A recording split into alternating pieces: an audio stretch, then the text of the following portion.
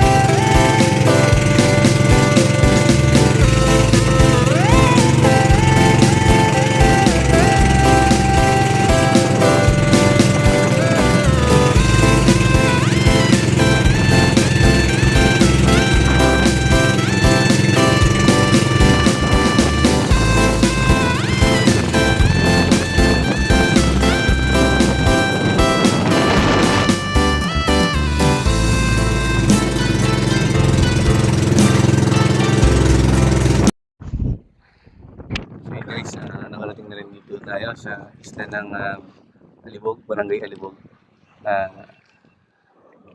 Magsaysay Occidental Mindoro. Ayun. Dito daw yung kuweba na papasukin namin na narating na po nila Mr. Kalahi. So paalam muna tayo guys sa pamahalaan dito sa barangay para at least meron tayong permiso.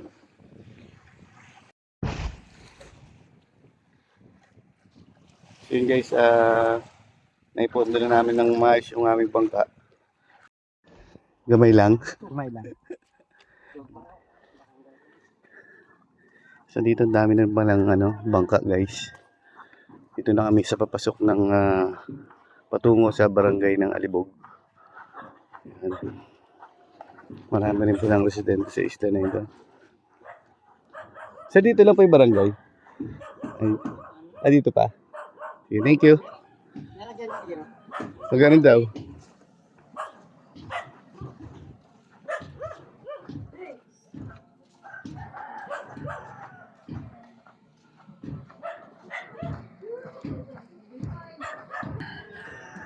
Karaan po na. Diyan. Because, bakit na pa rin siya dyan? Tanong ko nito ako. Siya, tapos dyan lang rin naman. So ito na guys, dito na tayo mag-umpisa ng magbawas ng power. May hagdan pala dito na mataas, pero sakto lang. Hindi katulad ng kuweba dun sa may paniki na nakit natin, talagang hingal lilipante ako eh.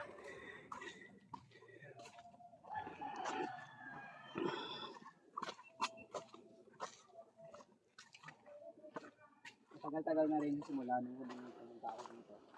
Saka mismo, Ayos na rin pala ang daan dito. Para sa mga residente, nalagyan na ng hagdan.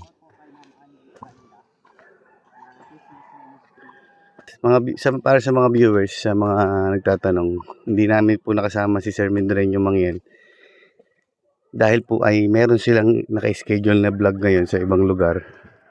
Kaya ang nakasama po natin ay si Mr. Kalahi, si Sir Tox at si Papa Jack TV. Yun. May mga kabahayan pa pala rito sa taas na mga butante na rin dito sa Magsaysay.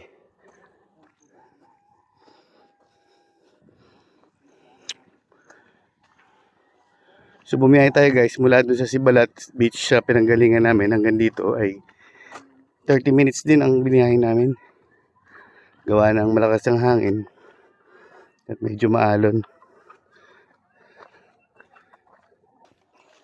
Maganda dun sa pumunta. nung nag-vlog kami dito dati, nilipot namin itong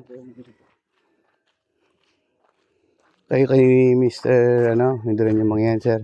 ano po, yung Mindoro Kalahi pa dati. Ang page mo, ang channel mo. Dami ng pinagbago.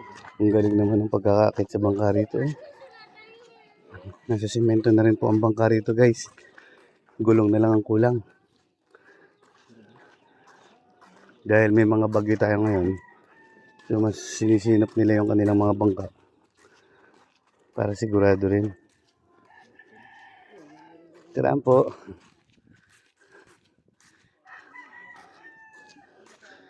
So guys, narating na natin tong barangay hall. Tara magpaalam tayo sa barangay captain o sa mga officers dito, sa mga kagawad. Bago natin pasukin yung kuweba na tatahakin natin guys. A few moments later. So yun guys, nagpaalam kami sa barangay. Yan, medyo nakakalungkot yung naparating sa amin dahil ang kuweba na papasukin namin ay hindi mo na pinapapasukan ng mayor ng pamahalaan ng municipal dito sa barangay Alibog. So kailangan natin sundin yung batas nila na pinapatupad nila. Kahit sinong vlogger or tourist daw ay hindi pa pinapapasukan muna ang kuweba. So dito tayo, may pupuntahan pa tayong isang tourist spot dito. Alam mo po sticker? Hello po. Ingat po kayo. So guys, nandito tayo ngayon sa barangay Alibog. Dito sa Baybayin Dagat. Meron daw ditong mga spot na magaganda na tinatawag nilang barkong bato. Ayun. Makikita niyo siya guys. Yan siya. Yan. Dito pala maraming bulad. Yun tawag tuyo. Daing, bayan, at tuyo. Tirahan po.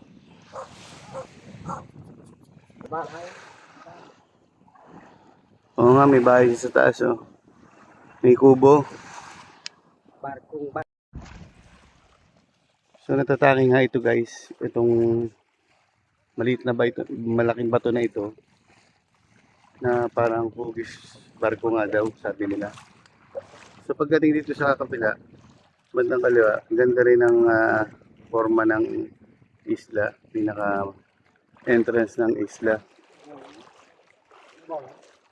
So ganito, kalinaw ang tubig dito guys, white sand din siya. Buti natagpuan namin ng ganitong klaseng lugar at low tide.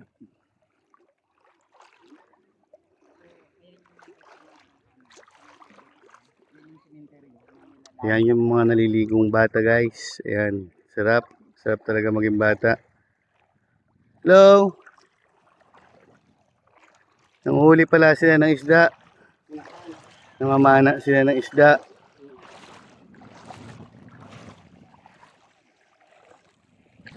Sa pero, yung ano kanina, yung At GMI. Guardians. Yun din oh.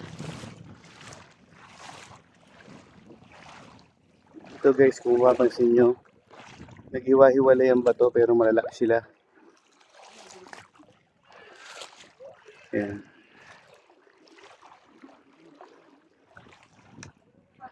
Dito, pinagtatalian nila ng bangka. Share na.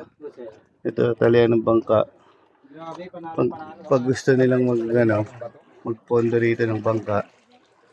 Ito yung mga bata. Anong tawag dito sa ano na to, sa bato na to? Bugtong bato. Bakit Bugtong bato daw ang tawag nila dito guys. bato? Nag-iisang bato. Namamana kayo, be? Oo. Marami na kayo huli.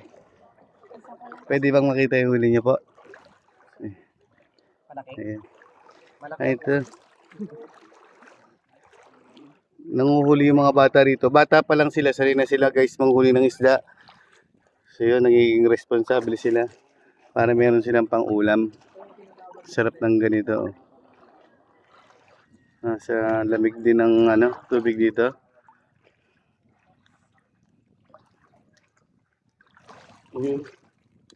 May tali. Ayun, may isda, butete. Ayan guys, nakikita nyo yan. Isda, butete. Yan o. Napana siguro nila yan. Tapos, sa pagkakaalam ko guys, yung isdang yan ay hindi kinakain. Delikadong kainin yan at nakakalason. Kaya siguro hindi na nila kinuha. Si Sir Tox ay sanay na sanay dyan sa pangingisda. Yan, talagang nangingisda yan. Diyan din ako natuto dala ng bangka. Si Sir Tox. Mamana. Kumana, mangawil, maglambat. Pinatuwa. Oo. Oo nga no. Di ka mahulog to. Teka, hawakan ko. Baka mahulog man to. Pinatong yung bato. Parang pinato nga. Umuti, napansin mo. Oo. Lipat natin kaya. Iganti ito naglagay ito. Malaking tao. Yung may gante pa rito nung unang panahon siguro. Ako, hindi ako iganti. Unano ako eh. Pero nung unang panahon, ang ninuno ko lang dito nakatira, mga Patricio, Luando na Patricio. Saka magtataka, biglang dami ng mga residente rito, no? Mga tumira. Yung mga isda, Cebuano, Halo-halo na. Oriental, di ba? Kasi dito noon, Pas at saka sa Banal Patricio lang tao dito noon. Yung maliit pa ako. Pas, Patricio at saka Patricio, sa Banal. saka sa Banal. Oh, yan. Magkakamag-anak yan. Naririnig ko nga yung mga apelyido na yan dito sa Occidental Mindoro. Tara, taas. Guys, aratin natin yung taas. Doon na pala si Sir Mr. Kalahi. Ang ganda rito guys. Gandang pahingahan. So mula rito, bago ko makakit yan, ito ang daanan. Ito ang hagdan nila. Ang headquarters na ito ay sa mga guardians. Guardian. Ayan. Tara guys, sakit tayo. Kabro namin pala ito. Mga mabubuting tao yan, ang mga guardians, dahil tayo ay guardians din guys. Pati si Sir Tox, guardians din po yan.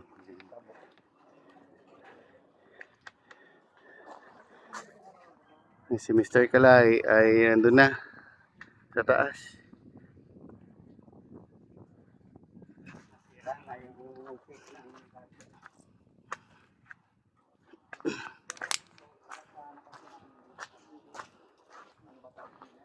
Kung mapapansin nyo guys, itong pinuntahan namin, nandito kami ngayon sa nakatungtong ngayon sa tinatawag nilang Barkong Bato.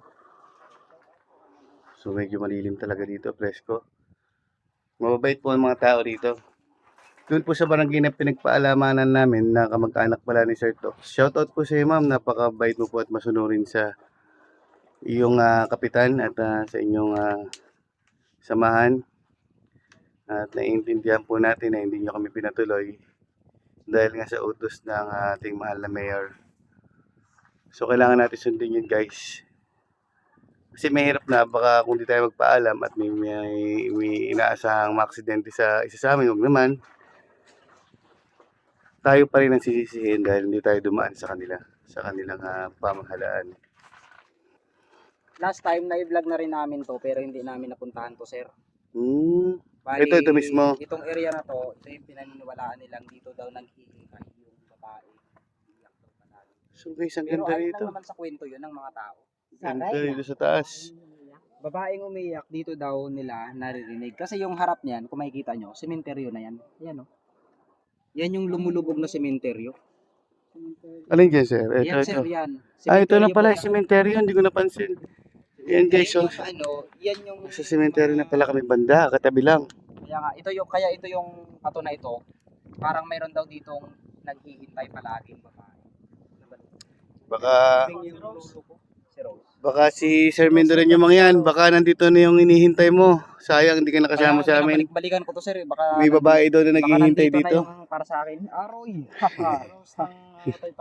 Yan ang lolo ko nakalipig. Dito Diyan po. rin. Dito rin po talaga ang lugar ni Sir Tox, guys. Lolo ko. Siya kasi Pagtapos dito guys, ang ganda ng lugar ano. Pagkatapos dito, may isang magandang spot pa doon na pupuntahan natin mamaya. Samahan nyo kami doon mag-snack. So papalipas na kami ng konting oras. saan, sir, tayo banda? Doon tayo sa White Sand. Sana pwede rin sa Garza, kalma na eh. Doon na lang tayo. Kalma na rin. Pero okay din doon. Doon na lang po tayo, sir. Doon na lang tayo sa Baybayin. Malilim doon. Malilim doon. Mainit doon sa Garza eh. Mainit doon. Medyo malakas pa ngayon. Ganda rito. Yung mga bata.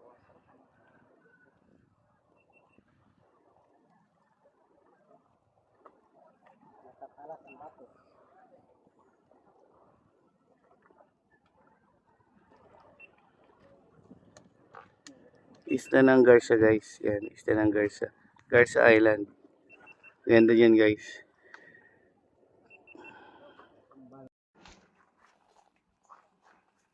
So guys, pababa na kami dito sa Barkong Bato na tinatawag nila. At pupunta na kami doon guys sa isla na gilid ng isla na may puting buhangin. Samahan nyo kami magmerenda guys. At marami pa tayong gagawing adventure doon. Ano mo, may tuyo.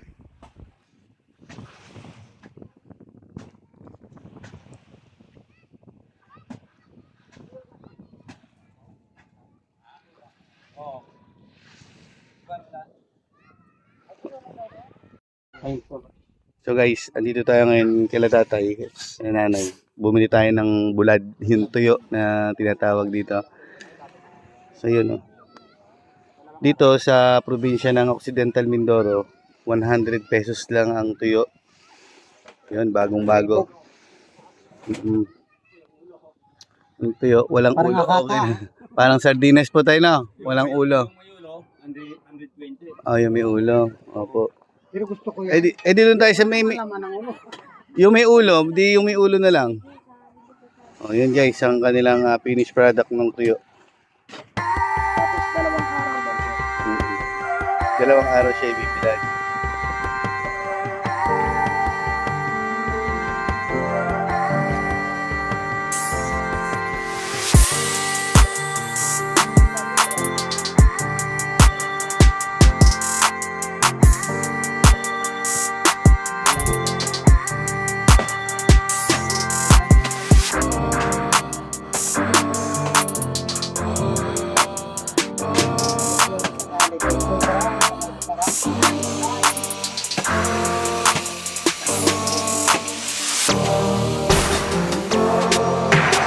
Maraming salamat po. Punta tayo doon sa kabila. Doon sa kabila, no? Doon tayo mag-stop.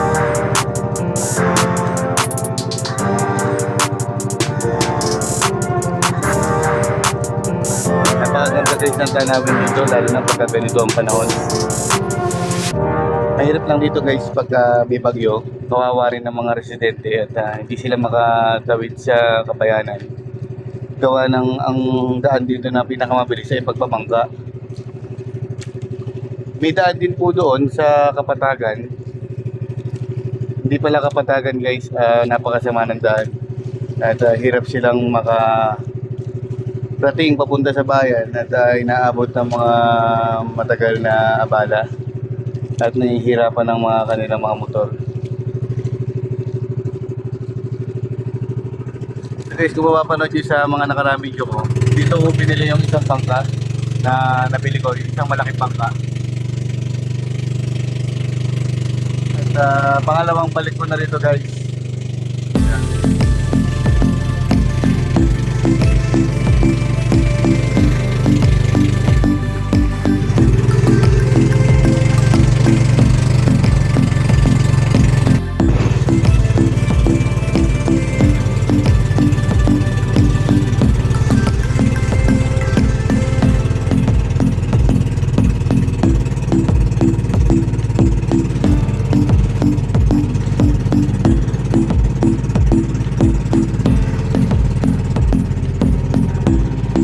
Yan sir, sa kanan.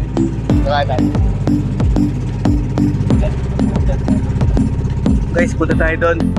Doon tayo pahinga at magpalipas ng oras bago umuwi. Sa mga hindi pa po nakasubscribe, please subscribe my YouTube channel, Sir Joms Adventure. At pakisubscribe na rin po ang ating kaibigan na si Mr. Kalai. Yan, at si Sir Papa Jack TV. Ito siya. At pati si Sir Tops Adventure, yan. Yan. Stay tuned guys. Please click the notification bell button at paki-all na rin po para lagi po kayong updated sa aming mga bagong adventure. Yun. Tara guys, punta tayo doon.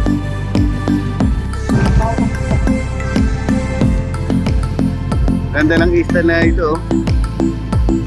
Okay, so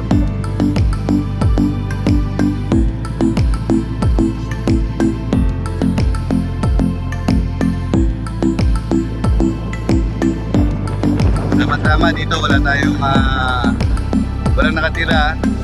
So puntuhan lang ito ng mga bangka na inaabot ng malakas na alon.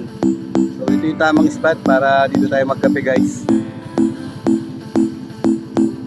Pwede pala maglambat na rito eh.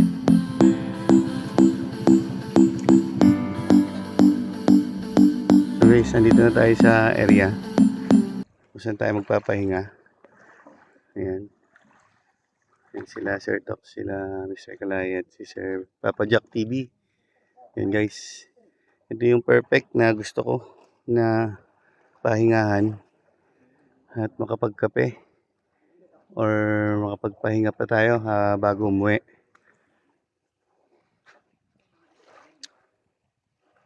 Ganda guys.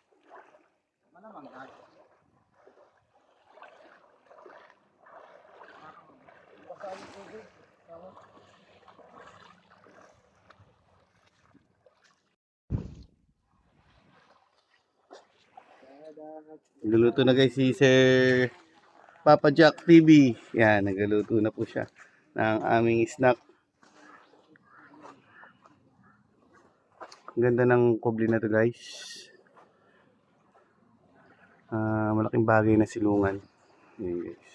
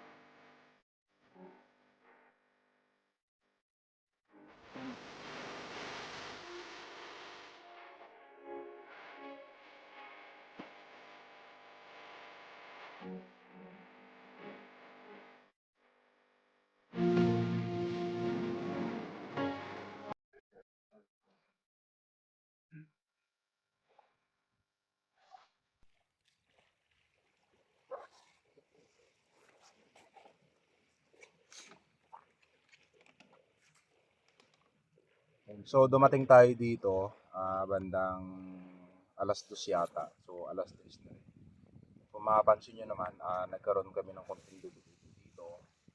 Then yung mga kalat namin, pinulot naman namin. So yun lang, yun yung naging concern namin dito sa lugar. Napakaganda. Naniniwala ako na one day, magiging isang napakagandang beaches itong lugar na ito kasi siguro walang nakatira dito, may nagmamay-ari pero hindi na ma-manage. Dahil kung makikita nyo naman, puro pakawa ay puro aroma yung bibili. Hindi rin sa safe na na daungan ng mga maliliit ng malalaking bangka. Yun lang, ang daming mga plano. Sana lahat ng plano namin matupad, yun lang. Hello guys, tapos na kami mag-snack at pauwi na rin kami. At nagagayak na sila Sir Tox at Sir Papa Jack TV. Ayun, si Mr. Kalay. Sir, paalam ka na sa ating mga viewers. Ayan, salamat po sa panonood nyo sa YouTube channel ni Sir Jones Adventure. More adventure, marami pa tayong pupuntahan, abangan nyo yan. Thank you, Sir Mr. Kalahi. At please subscribe na rin po at supportahan natin ang channel ni Mr. Kalahi. Napaka-supporter na vlogger nito ni Mr. Kalahi. Kahit saan ayain talagang mas gusto niya yung nag-adventure talaga. Yan, hanggang dito na lang guys ang ating channel. At maraming salamat po sa mga nakasuporta sa Sir Jones Adventure. Ayun. Hanggang dito na lang guys. Peace out.